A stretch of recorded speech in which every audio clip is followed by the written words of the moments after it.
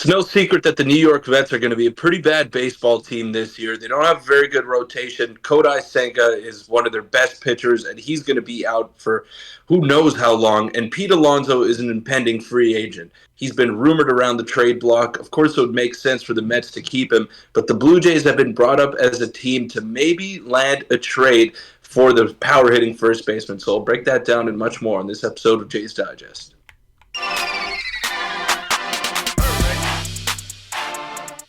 What's up, Jays fans? I'm your host, Peter Vryonis, alongside host Nick Gosse. Now, excuse the bad audio. It's going to be the last day where this is happening. I'm in the process of moving right now. Pretty hectic day, so shout out to Nick for working his schedule around mine. And shout out to you guys for all the support that we've been getting on our videos lately.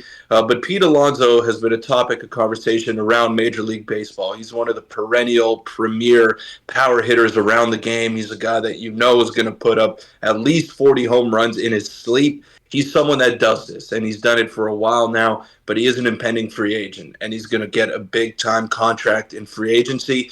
And the Mets, considering where they're at right now, may not be the smartest move to give all that money to Alonso, although I still think they should. They might not think that same way.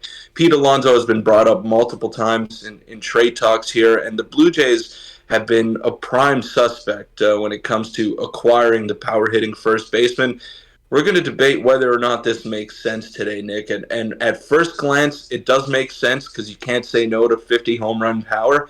But at the same time, where would he play in this lineup? That's the big question mark here. Yeah, and a lot of reports and rumors especially are escalating regarding that. A quick reminder, hit the subscribe button before we get into it. And Peter, let's just dive into it. If you've been paying attention on Twitter and anywhere, a lot of articles are dropping. And this one was dropped by Matthew Legros saying, could the Mets trade Pete Alonso to the Blue Jays in 2024? And then there was a different guy saying the Mets superstar predicted to be dealt at the trade deadline from Bleacher Report. Now, Peter, we can discuss as well what it could take, but the article basically says that the Bleacher Report MLB insider Kerry Miller compiled a list of predictions where the top trade candidates will finish next season. And he said this about the Blue Jays: it should be quite the bidding war if the Mets decide, of course, to trade him. And if there's one team in the majors with the thirst to improve its ability to put runs on the board, surely it's the Toronto Blue Jays. Now, it does make sense. The question is not only where he would play in the lineup, but would it take a guy, because maybe it would take a guy like Ricky Tiedemann to get a Pete Alonso, a guy who, he's a very, very good player. He would fit 46 home runs last year, 40 home runs the year before. Like, he is an MVP candidate every single year, and also the past 2 years, he's finally figured out his groove in the majors, and he would be a huge upgrade to the lineup. But would the Jays be willing to give up, whether it would probably have to headline either Ricky Tiedemann or someone of that nature, just because of how kind of top-heavy the Jays prospect system is right now. And the Mets would want to give up, but he's a pending free agent, so maybe that diminishes his value. What are your thoughts on that? I like it, though. I like the idea a lot. I don't know if I'd be willing to give up Ricky, though. I don't know if it would take Ricky Tiedemann. I think Aurelvis Martinez and a lot of other prospects would have to suffice for a deal to come to fruition there. Obviously, the Mets are going to want pitching prospects. They're going to want Ricky Tiedemann, but for 1 year of Pete Alonso. Polar Air Pete Alonso, I don't know if it's worth it. And obviously, you're going to get him at the midpoint of the season because the Mets are going to gauge and see where they're at before deciding to trade their superstar first baseman.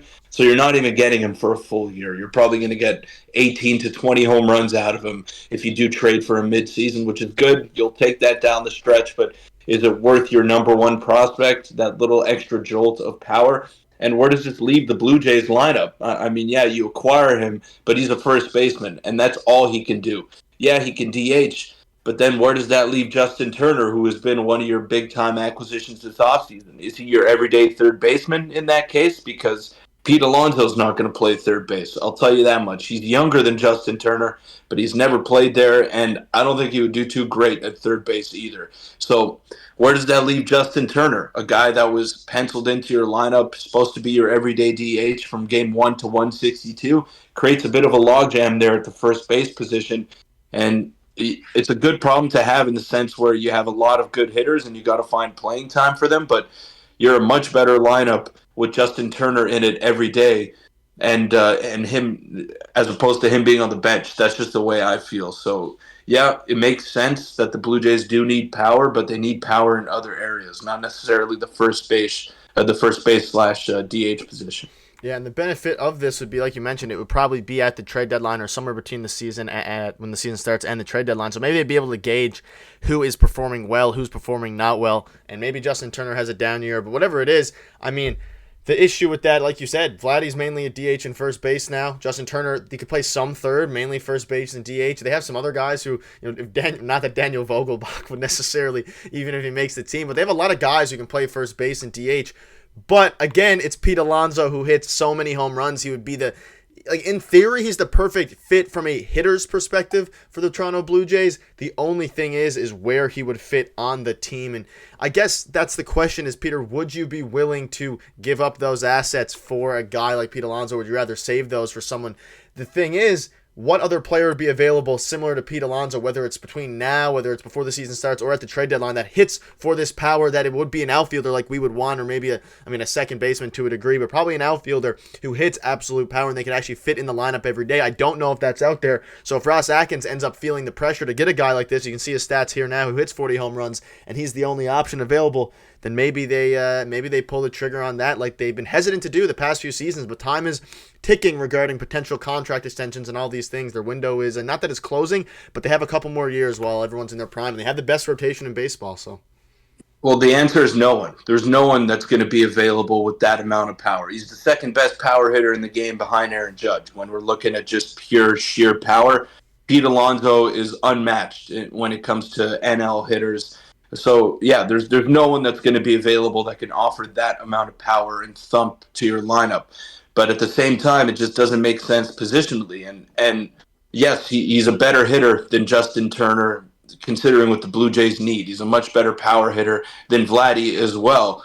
But again, the positional versatility, where does he go? And maybe the Blue Jays wouldn't be smart to give up all those assets to get half a season of Pete Alonso, considering that Alex Bregman is a free agent next season. There's going to be a lot more options on the open market to shore up some of those holes that you have in your lineup. Whereas I think Pete Alonso poses a lot more questions than he has answers in that lineup. And yeah, sure, he's probably the best hitter of Vladimir Guerrero Jr. and Justin Turner. He's probably the best of those three. But then it creates a problem. You're paying $20 million to Vladdy. He's going to be a platoon bat for you. You're paying $10+ million to Justin Turner. Is he going to play once a week, twice a week? It just doesn't make sense to me. So that's why I'm kind of hesitant to pull the trigger. There's no doubt about his talent, but I think the Blue Jays can make themselves a better team by addressing other areas of need as opposed to acquiring another first baseman. yeah, this would definitely be if Justin Turner ends up not playing as much as we expected or has a downfall season, and then they end up making that trade. But it was coming up a lot. A lot of Jays fans said it could make sense, and I mean, I agree with you. It doesn't really make positional sense, even if the player is a phenomenal hitter. And I would not be surprised if he's on the move. I just don't know if it'll be to the Jays. But that'll wrap it up. Any final thoughts, Peter, before we wrap up here?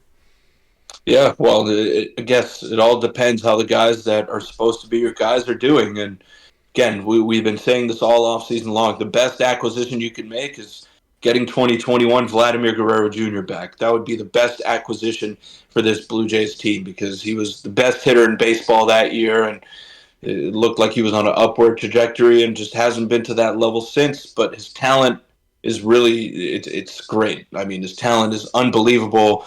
His just his overall ability is unmatched, and I think if you could get him back, this won't really be a conversation come midseason. Yeah, I agree. Had to bring it up. Let us know what your thoughts are on that as we switch it up a bit from the games. Spring training games are still well underway, and we're going to have you covered for all those, at least most of the ones that are televised. But if you want to check out a video from yesterday, click on your screen now, and we'll see you tomorrow.